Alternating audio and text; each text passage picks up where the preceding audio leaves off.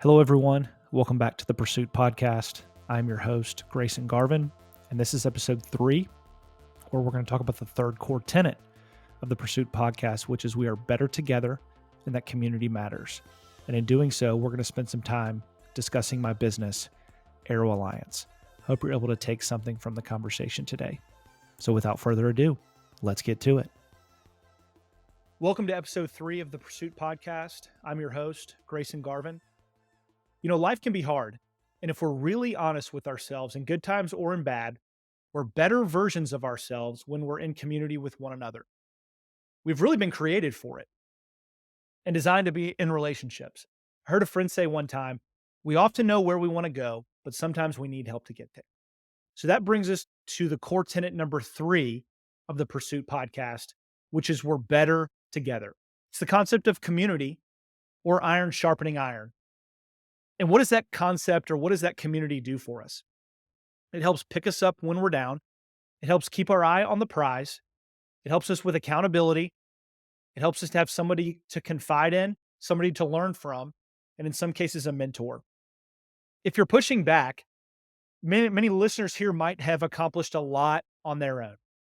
And I agree. I've accomplished a lot on my own too. But what might that look like if you put someone or people around you to help go further and faster? I want to challenge you to be really introspective and honest. In athletics, I've been part of teams my entire life.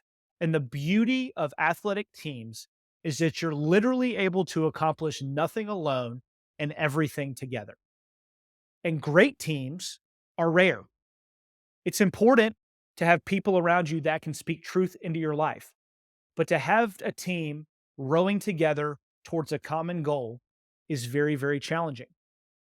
So going back to one of the great, or a couple of the great team builders in history, one of them being Nick Saban, asked about this concept of team building. He said, the most cherished thing in life should be the relationships we have with other people.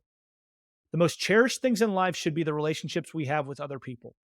Not the 7 national championships, not the countless All-Americans or Heisman Trophy winners, but the relationships we have with other people should be the most cherished thing in life.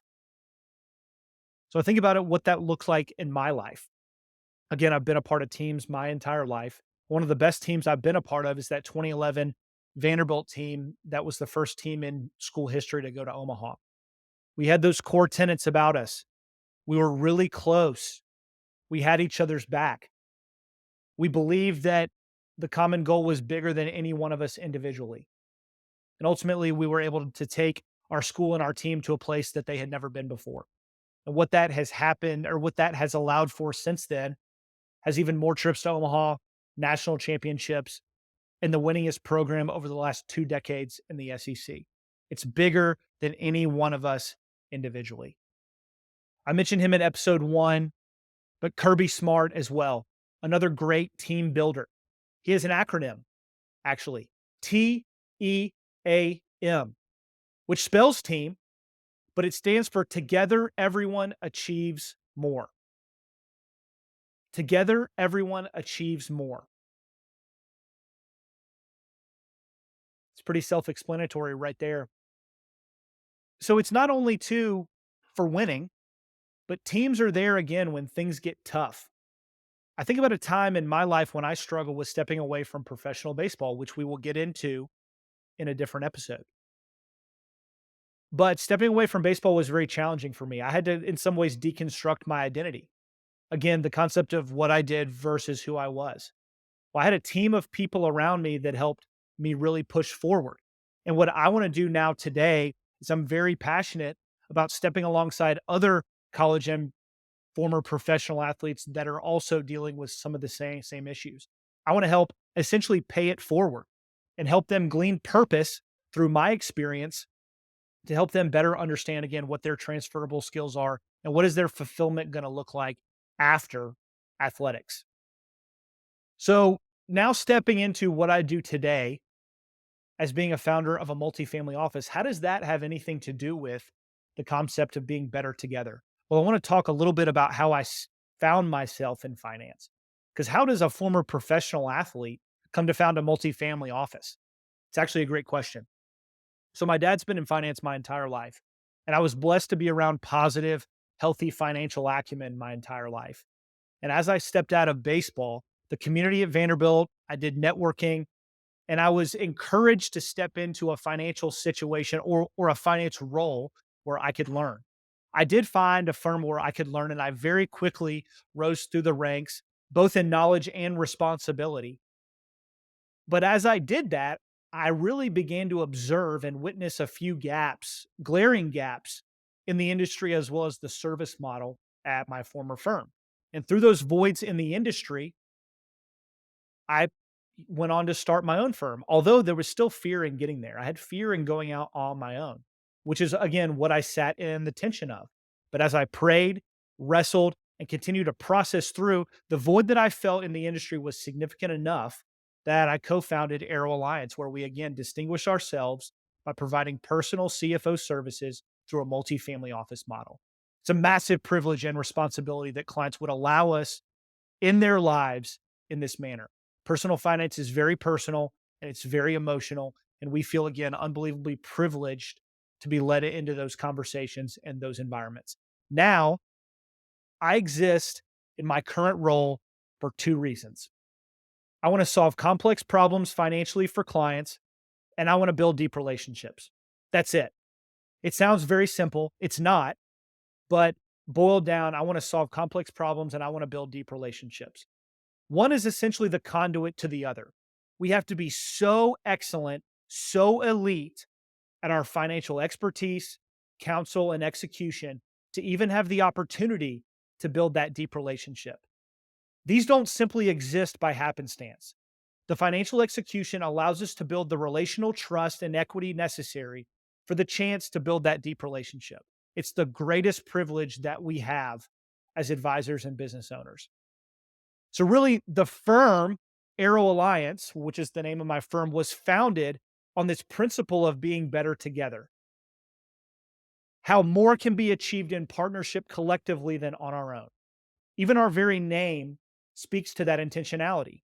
An arrow, as the first part of our name, ARROW, is an instrument used to hit a target beyond one's own reach. I can't hit that target myself. I have to use the tool of an arrow to reach something beyond what I can reach. And then an alliance is a partnership formed to achieve results greater than what can be accomplished alone.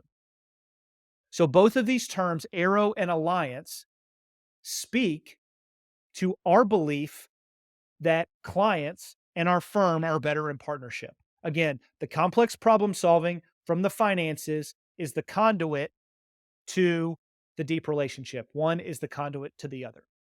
And I have two beliefs in business, and specifically of our business, that trust and value need to be earned and shown on a daily basis. These two concepts are earned and not given. They're earned and not given. But when we wake up every day, myself and my team, we wake up to earn or to show value and to earn trust on a daily basis. It's intertwined in every single thing that we do every day. Because overall, I feel like our industry of the greater macro finance or greater macro financial services is quite transactional and commoditized.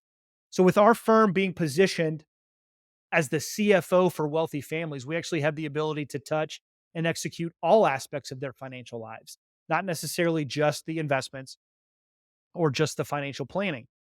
Those things are important from the financial standpoint, but why do we do that? Because this allows our client relationships, again, to be far deeper and more meaningful than most. They're less transactional in nature, and they're truly that, a relationship where value can be shown daily.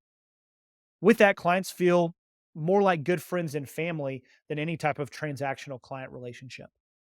And so what other things do we do for clients? I'll give you, again, a couple of examples just so that you can better understand. We help and advise clients in selling their businesses. We provide them sophisticated investment strategies. We assist them with their tax planning and preparation. We help them on the legal side of the house with estate planning and other legal endeavors. We help them with banking and bill pay services and insurance services as well. Again, just to name a few of the services within our service model. Our desire, though, is to provide clients their time back and their peace of mind so that they can focus on the things that money cannot buy. You know, someone's greatest asset is their time. Our desire is to provide that back to our clients on a fairly significant basis. And so when I think about success for myself or success for our firm as it relates to our client relationships, the way that I measure it though is something that might be a little bit more intangible than you might think. I view a successful client relationship when I have a client call me or a client call someone else on our team and they have a question that has something to do nothing with finance. It's a question that has nothing to do with finance. You might ask, Grayson, why would you view that as a successful client relationship? That is success to me because enough trust has been earned, enough trust has been transferred. There is enough relational equity that exists in those relationships that a client would think, I have this problem or this question that, yeah, may not have anything to do with finance, but I think Grayson or Aero Alliance and the team at Aero Alliance might have the answer. That to me is a successful client relationship. I care about client experience, the expertise of myself and our team, and the execution, because what that does is that facilitates this opportunity and privilege to sit at that unique seat, to guide, direct, and then ultimately have influence with our clients.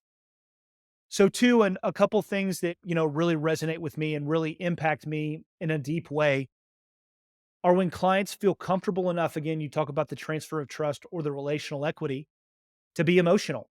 Finance is personal and emotional, like I said.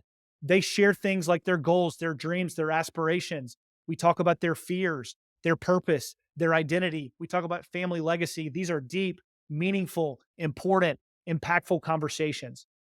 And when clients feel comfortable and trust us enough to have those conversations, and even when they might get emotional with us, because these types of conversations are so emotional, that means the world to us. That means the world to us. And so, again, when I go back to the third core tenet of this podcast, being better together, I not only believe that from my athletic journey and my athletic endeavors and my history of teams, but it's woven into the very fabric of my firm now. And it's every part of everything that we do, again, on a daily basis.